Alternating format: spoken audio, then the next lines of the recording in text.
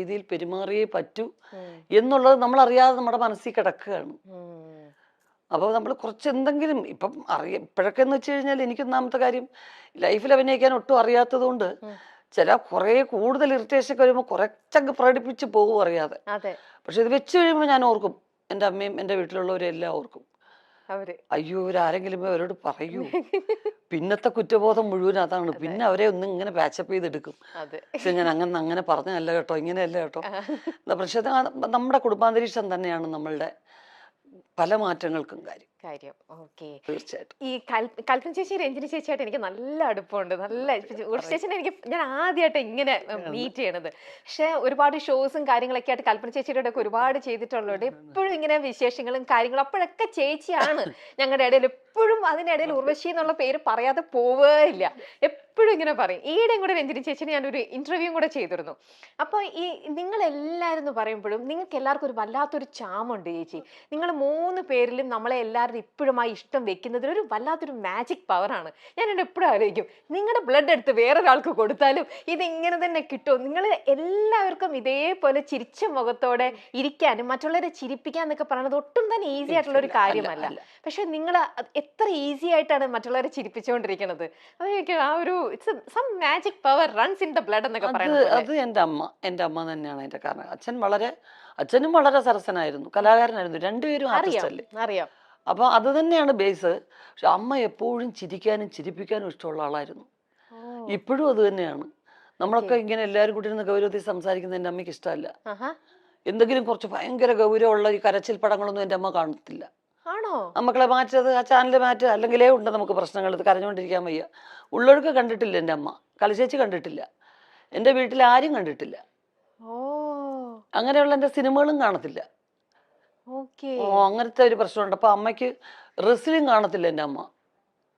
എൻ്റെ അമ്മ പറഞ്ഞ് മനസ്സിലായിരുന്നു ബ്രദേഴ്സൊക്കെ അതൊക്കെ ഒരു അവര് കറക്റ്റായിട്ട് റിഹേഴ്സൽ ചെയ്തിട്ട് അമ്മ ചെയ്യുന്നത്.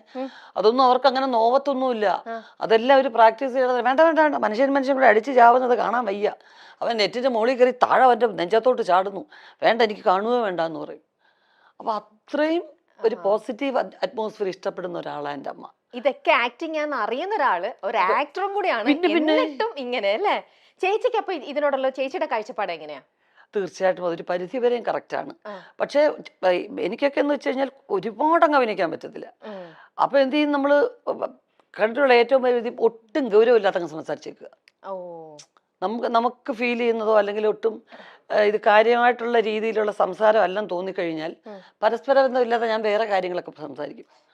ഡൈവേർട്ട് ചെയ്തിട്ട് അവര് ചോദിക്കുന്ന ചോദ്യം ഉത്തരവായിരിക്കത്തില്ല ഞാൻ പറയുന്നത്. ഒരു ബന്ധത്തിനെയും ഈ ചോദ്യത്തിനെയും ഉത്തരം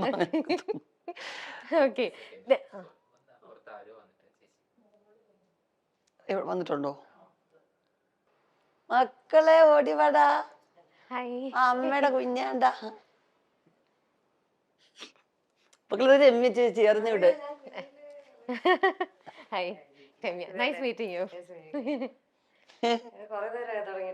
കുറച്ചേരെ മക്കൾ അമ്മയ്ക്കും കൂടെ അധികം സ്പൈസി ഇല്ലാത്തെന്തെങ്കിലും അമ്മയ്ക്കും കൂടെ ഓർഡർ ചെയ്യാം. അമ്മ കുറച്ച് വിളിച്ചു കുഞ്ഞിനും കൂടെ ഓർഡർ ചെയ്തോ. മേളിലുണ്ടോട്ടാ, എല്ലാം വലിച്ചു വാരിയിട്ടേക്കാ മുകളിലത്തെ റൂം കേട്ടാ. ചേച്ചി, നിങ്ങളുടെ കൂടെ ഏറ്റവും കൂടുതൽ നർമ്മം അല്ലെങ്കിൽ ഭയങ്കര എന്താ പറയാ ഹ്യൂമർ സെൻസും കൗണ്ടറൊക്കെ പറയണത് നിങ്ങളിൽ ആരാ? കൽപ്പന ചേച്ചി ആണോ? അയ്യോ, മിനി ചേച്ചി കൊച്ചിലെ മുതലേ അവളുടെ പേരൊക്കെ വേളൂർ കൃഷ്ണൻകുട്ടി ഞങ്ങളുടെ പിന്നെ കഥയുടെ പേരുകളിലൊക്കെ അവൾ അറിയപ്പെട്ടിരുന്നത്. ആൾക്കൂട്ടത്തിൽ ഏലിയമ്മ അങ്ങനെയൊക്കെയാ വിളിച്ചിരുന്നത്. കാരണം വെച്ചാൽ എവിടെ ആൾക്കൂട്ടോ ബഹളം ഉണ്ടെങ്കിൽ അതിൻ്റെ ഇടയ്ക്ക് വരും. എന്താ നിങ്ങളെ കാര്യം, എന്നിട്ട് ന്യൂസ് എത്തിക്കാനാ. എന്നിട്ട് വണ്ടി ഇടിച്ചപ്പോ എന്തോ പറ്റി എല്ലാത്തിനും പറഞ്ഞിട്ട് പോപ്പുലർ ആയിരുന്നു കൽപ്പന ചേച്ചി. കൊച്ചില് ചെറുപ്പം മുതൽ അങ്ങനെ തന്നെയായിരുന്നു. ഞാൻ ഈയിടെ രഞ്ജിനി ചേച്ചിയുടെ ഒരു ഇന്റർവ്യൂ എടുത്തിരുന്നു. കല ചേച്ചി, നിങ്ങളുടെ വീട്ടിൽ ഏറ്റവും കൂടുതൽ ഹ്യൂമർ സെൻസ് ആർക്കായിരിക്കും? കൽപ്പന ആണല്ലേ? രഞ്ജിനി ചേച്ചി ഇത് തന്നെയാ പറഞ്ഞേ. നല്ലോണം ഇമിറ്റേറ്റ് ചെയ്യും. നമുക്ക് തോന്നും ആ ആളാണോ നമ്മുടെ മുമ്പിൽ ഇരിക്കുന്നതെന്ന് തോന്നും. സുന്ദരമായിട്ട് ഇമിറ്റേറ്റ് ചെയ്യും. അവര് നടക്കുന്ന പോലെ. അത് ചെറുപ്പം മുതലേ എല്ലാവരും ഇമിറ്റേറ്റ് ചെയ്യും. എൻ്റെ അച്ഛൻ്റെ അമ്മയ്ക്ക് അങ്ങനെ വലുതായിട്ട് സിനിമയൊന്നും കാണത്തില്ല. ഈ ഭക്തി സീരിയലൊക്കെ മഹാഭാരതമൊക്കെ എന്ന് പറഞ്ഞ് തമ്പുരാനേ വാസുദേവായ എന്നൊക്കെ പറഞ്ഞ് മന്ത്രമൊക്കെ ജപിക്കും. പണ്ട് മഹാഭാരതത്തിന് ഒരു ഗ്ലോബൊക്കെ വരുമല്ലോ, അപ്പോൾ അത് പറ്റിക്കുക. ഉമ്മ എണീക്കുമ്മ കൃഷ്ണൻ മരുന്നമ്മ എണീക്കുമ്മ തമ്പുരാനെ എന്താ അതിലൊക്കെ തൊഴും. അത് വേഷമാണോ ഇതാണെന്നുള്ള അത്ര ഇന്നസെന്റ് ആൾക്കാരായിരുന്നു നാട്ടുപുറത്തെ ശരിക്കും. അപ്പൊ രണ്ടുപേരും ഹഗ് ചെയ്യുന്നത് ഫിലിം ഒട്ടിച്ചിട്ടാണ് എന്നാണ് മിനി ചേച്ചിയെ പറഞ്ഞു അവതരിപ്പിച്ചിരിക്കുന്നത്. കാരണം ഇതൊക്കെ എല്ലാം ഒറിജിനലാണെന്ന് പറഞ്ഞ ഞങ്ങളൊക്കെ അഭിനയിക്കല്ലേ. എന്തുവായത് ഇങ്ങനെ അങ്ങ് കെട്ടിപ്പിടിക്കുവോ, എന്തൊരു മോശമായത്, അത് മാറ്റത് പിള്ളേർ വഷളാവാതെ എന്ന് പറയും. അപ്പൊ ഉടനെ ഞങ്ങളൊരു അമ്മമ്മ അങ്ങനെയല്ല അമ്മമ്മ, ഇവിടെ ഒരാൾ നിൽക്കും ഇവിടെ എന്നിട്ട് ഈ ഫിലിം ഇങ്ങനെ ഒട്ടിക്കും അമ്മമ്മ എന്ന് പറഞ്ഞ് പറ്റിക്കും. മിനി ചേച്ചി ഇത് പറഞ്ഞ് അഭിനയിച്ച് പറ്റിക്കുന്നേ. എന്നിട്ട് പക്ഷെ വർഷങ്ങൾക്ക് ശേഷം എനിക്കത് ഒരനുഭവത്തിൽ വന്നു. അപ്പൊ ഞാൻ ആലോചിച്ചു, അയ്യോ പണ്ട് മിനി ചേച്ചി പറഞ്ഞൊരുന്നോണേ. കാരണം മുരളിച്ചേട്ടൻ ഞാനും കൂടെ വെങ്കലത്തിലൊരു സംഗതി വരും. അപ്പൊ വെങ്കലത്തിലൊരു ഭയങ്കര മൊശടനായിട്ടുള്ള ഒരാളായിട്ടാണ് മുരളിച്ചേട്ടൻ. കല്യാണം വേണ്ട. അപ്പൊ ഒരു ഫസ്റ്റ് നൈറ്റ് സീക്വൻസ് ആണ്. അപ്പൊ ഞാൻ കൊച്ചാട്ടാന്നാ വിളിക്കുന്നത്, ഞാൻ എന്റെ ബന്ധുവും കൂടാ. കൊച്ചാട്ടൻ എൻ്റെ കൂടെ ലവ് സീൻ അഭിനയിക്കാൻ വലിയ പാടാണ്. അപ്പൊ ഞാനും പറഞ്ഞു ഞാനും ലവ് സീൻ അഭിനയിക്കാൻ ഭയങ്കര മോശം, അത് പറഞ്ഞെങ്കിലും അറിയാം. പങ്കള് പറഞ്ഞു ഇപ്പൊ ഇത് എടുക്കാണ്ടിരിക്കാൻ നിവൃത്തിയില്ലല്ലോ. പിന്നെ ഇങ്ങനെ ആലോചിച്ചിട്ടാണ് എൻ്റെ ഒരു ശില്പം വെച്ചിട്ട് എന്റെ ദേഹത്ത് തൊടുന്നതും ഒക്കെ ആ ശില്പത്തിനെ തൊടുന്നതായിട്ടാണ് കാണിച്ചിരിക്കുന്നത്. പിന്നെ രണ്ടുപേരും ഇങ്ങനെ ഹഗ് ചെയ്യുന്നൊരു സീക്വൻസ് ഉണ്ട്. അതിന് മുരളിച്ചേട്ടൻ അത്രയും ദൂരം അവിടെ, ഞാനിവിടെ, രണ്ട് ഷാഡോ പ്ലേ പോലെ. കറക്റ്റ് മുരളിച്ചേട്ടൻ അവിടെ നിന്ന് ഇങ്ങനെ എണീറ്റ് വരും, ആ ഭാഗത്തുനിന്ന് ഞാൻ ഇവിടുന്ന് ഇങ്ങനെ എണീറ്റ് പോകും, എന്നിട്ട് ഹഗ് ചെയ്യും. നിഴല് കാണുമ്പോ രണ്ടുപേരും അടുത്തിരുന്ന് ഹഗ് ചെയ്യുന്ന പോലെ. ഇങ്ങനെയൊക്കെ അങ്ങനെ എടുത്തിട്ടുണ്ട്. ഇതൊക്കെ ക്യാമറ ടെക്നിക്സ് എന്നൊക്കെ പറയുന്നത്. തീർച്ചയായിട്ടും ഇന്നും വേണമെങ്കിൽ അങ്ങനെ ചെയ്യാം, അങ്ങനെ ചെയ്യാലോ, തീർച്ചയായിട്ടും ചെയ്യാലോ. കാരണം ഞങ്ങൾക്ക് രണ്ടുപേർക്ക് അഭിനയിക്കാൻ പറ്റില്ല. ഞാൻ ബേസിക്കായിട്ട് എനിക്ക് അങ്ങനെയുള്ള സീക്വൻസ് വലിയ പാടാണ്. കാരണം ഒന്നാമത് എല്ലാവരും എന്നെ അത്ര വാത്സല്യത്തോടു കൂടിയാണ് സെറ്റിൽ കണ്ടിരിക്കുന്നത്.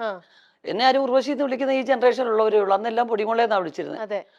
അപ്പൊ എനിക്ക് ഭയങ്കര കുറച്ചിലാണ് എനിക്ക് ലവ് സീൻ അഭിനയിക്കാൻ.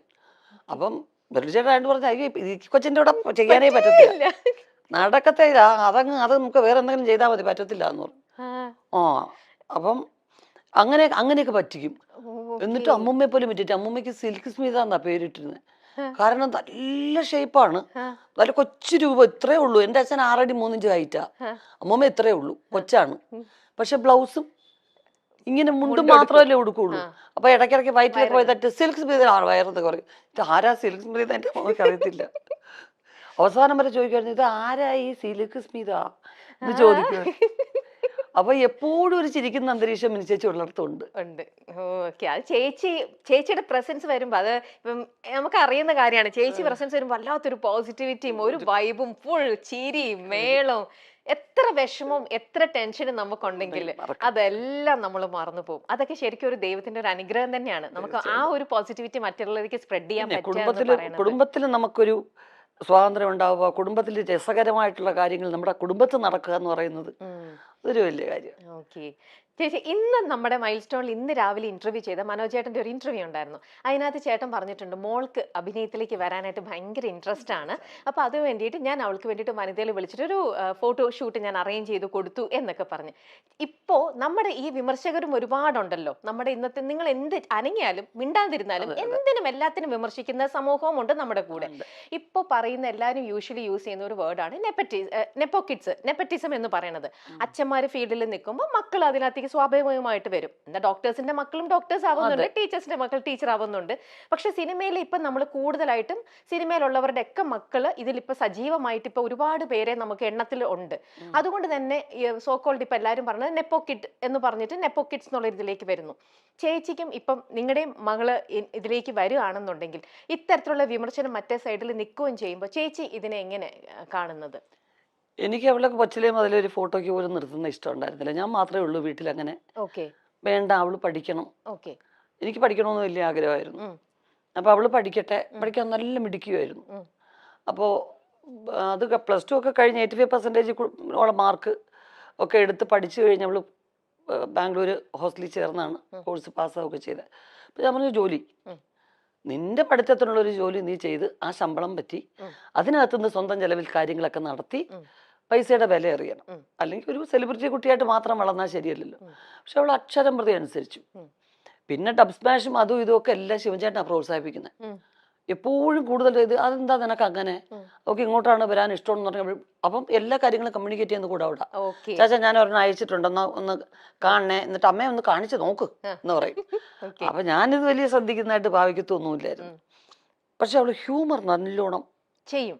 മിനി ചേച്ചിയുടെ ഹ്യൂമർ അവൾക്ക് കിട്ടിയിട്ടുണ്ട്. അവളുടെ ബ്ലഡിലല്ലേ അത് അപ്പൊ ഉള്ളത്. എനിക്ക് അതാണ് എനിക്ക് ഞാൻ അകറ്റി തന്നെ വെച്ചു. കാരണം ഹ്യൂമർ പെർഫോം ചെയ്യാനാണ് ഇഷ്ടം. ഓക്കെ. എന്റെ ഹ്യൂമർ സീൻസ്, മിനി ചേച്ചിയുടെ ഹ്യൂമർ സീൻസ്, ദിലീപിന്റെ ഇതൊക്കെയാ ഡബ് സ്മാഷ് എടുക്കുന്നത്. ഓക്കെ. അല്ലാതെ സീരിയസ് ആയിട്ടുള്ള സീൻസോ ഡാൻസോ അതൊന്നും അല്ല. ഓക്കെ. കുഞ്ഞിലെ മുതൽ അച്ഛൻ്റെ അമ്മയുടെ എൻ്റെ ആ കട്ട് കട്ട് കട്ട് എന്ന് പറഞ്ഞ സാധനം ആണ് ബിഗിനിങ് ചെയ്തുകൊണ്ടിരുന്നത്. പിന്നെ കിലുക്കത്തിലെ രേവതിയുടെ അപ്പുപ്പനെയും അമ്മുമെനെയും അതൊക്കെ എടുക്കുന്നത്. കൊച്ചിലെ ഞാൻ പിന്നെ അവളെ ഉറക്കാനും അവളെ എന്റർടൈൻ ചെയ്യിക്കാനും എടുക്കുന്നത് കിലുക്കത്തിലെ രേവതിയുടെ ഡയലോഗ്സാ. കൊരങ്ങിന് വേണോ, അതൊക്കെ ഞാൻ അഭിനയിച്ച് കാണിക്കണം. അപ്പൊ അപ്പം മുതലേ എനിക്കറിയാം ഇവൾക്ക് ഹ്യൂമറിനോടാണ് താല്പര്യം കൂടുതൽ. പിന്നെ വീട്ടിലെപ്പോഴും തമാശ പറയുന്ന ആൾക്കാരല്ലേ. അപ്പൊ എന്നോട് പറഞ്ഞപ്പോ ഞാൻ പറഞ്ഞു ജോലിയൊക്കെ ചെയ്തിട്ടാട്ടെ എന്ന് പറഞ്ഞു. ജോലി ചെയ്തു, ശമ്പളമൊക്കെ വാങ്ങിച്ചു. ഞാൻ 450യുടെ ഒരു ടോപ്പ് എടുത്തു. അപ്പൊ സമാധാനമായി എനിക്ക്. കാരണം ഞങ്ങള് ഷോപ്പിങ്ങിന് കൊണ്ടുപോകുമ്പം അതൊന്നും അല്ല ചെലവ്. അപ്പൊ ഇത് സ്വന്തം ചെലവില് അങ്ങനെ 450 രൂപയുടെ ടോപ്പ് എടുത്തൊക്കെ വലിയ കാര്യമായിട്ട് പറയുന്നുണ്ടല്ലോ. അപ്പൊ അത് കഴിഞ്ഞപ്പോ കഴിഞ്ഞ വർഷം ലാസ്റ്റ് ആയപ്പോ എന്നോട് പറഞ്ഞു, എനിക്ക് അമ്മ എല്ലാരും എന്നെ കമ്പൽ ചെയ്യുന്നു. അവള് ലണ്ടനിൽ ഇവിടെ ഒരുപാട് ഫ്രണ്ട്സ് ഉണ്ട്, അവളുടെ കൂടെ പഠിച്ചവരും ഒക്കെ. അപ്പൊ അവിടുത്തെ ഫ്രണ്ട്സ് എല്ലാം പറയുന്നു അതെന്തുകൊണ്ട് 9th പഠിച്ചപ്പോ അമ്മ വന്നു അഭിനയിക്കാൻ. അപ്പൊ ഇത്രയായി ജോലിയും കഴിഞ്ഞിട്ട് ഇനി മോളെ അഭിനയിക്കാൻ വിട്ടാ എന്താ കുഴപ്പം എന്ന് ചോദിക്കുന്നു. ഞാൻ ഒരു വർഷം ഒന്ന് ട്രൈ ചെയ്ത് നോക്കട്ടെ, ഇല്ലെങ്കിൽ കുഴപ്പമില്ല, നമ്മളെ വിദ്യാഭ്യാസം ആരും എടുത്തോണ്ട് പോകുന്നില്ല. അങ്ങനെ കുറച്ച് ഓഫേഴ്സ് ഉണ്ട്. പിന്നെ നമുക്ക് ഉടനെ കാണാം ബിഗ് സ്ക്രീനിൽ. അതെ തീർച്ചയായിട്ടും. അങ്ങനെ നല്ലോണം ചൂസ് ചെയ്ത് അവരുടെ ഇഷ്ടം, അവരൊക്കെ സ്മാർട്ടാണ്, അവർക്ക് പറ്റുന്നുണ്ട്. അല്ല ചേച്ചി, ഇന്നിപ്പോ ഒരുപാട് ആക്ടേഴ്സ് ഉണ്ടെങ്കിലും ചേച്ചി പറഞ്ഞാൽ ഈ ഹ്യൂമർ ഹാൻഡിൽ ചെയ്യാൻ എല്ലാവർക്കും പറ്റില്ല. അത് നിങ്ങളെപ്പോലെ ഇത്രയും ടാലന്റഡ്, അത് അവളുടെ ബ്ലഡിലുണ്ട്. അപ്പൊ അവൾക്ക് അതിൽ ഇൻട്രസ്റ്റ് ആണെങ്കിൽ ആ ഒരു സ്പേസ് അവൾക്ക് വേണ്ടിയിട്ടുണ്ടാവും എന്തായാലും. അത് നമുക്കെന്താ അറിയാം, ഞങ്ങൾ വന്ന കാലഘട്ടത്തിൽ ലോങ് സ്റ്റാൻഡിങ്ങിന് ഒരുപാട് സ്കോപ്പ് ഉണ്ടായിരുന്നു. പല ആർട്ടിസ്റ്റുകളും അങ്ങനെ നിന്നിട്ടുണ്ട്. സത്യമാണ്. ഇനിയിപ്പോ അങ്ങോട്ടുള്ളവർക്ക് അത്രയും നല്ല സ്ട്രോങ് ക്യാരക്ടേഴ്സ് എഴുതുന്ന റൈറ്റേഴ്സ് ഇനിയും ഉണ്ടാവുമായിരിക്കും തീർച്ചയായിട്ടും.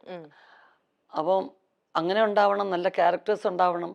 ഒരു എന്താ പറയുന്നത്, നിങ്ങളുടെ മൈൽ സ്റ്റോൺ പോലെ ഒരു മൈൽ സ്റ്റോൺ ആവുന്ന ഓരോ ക്യാരക്ടേഴ്സ് എങ്കിലും ജീവിതത്തിൽ ഉണ്ടാവണ്ടേ.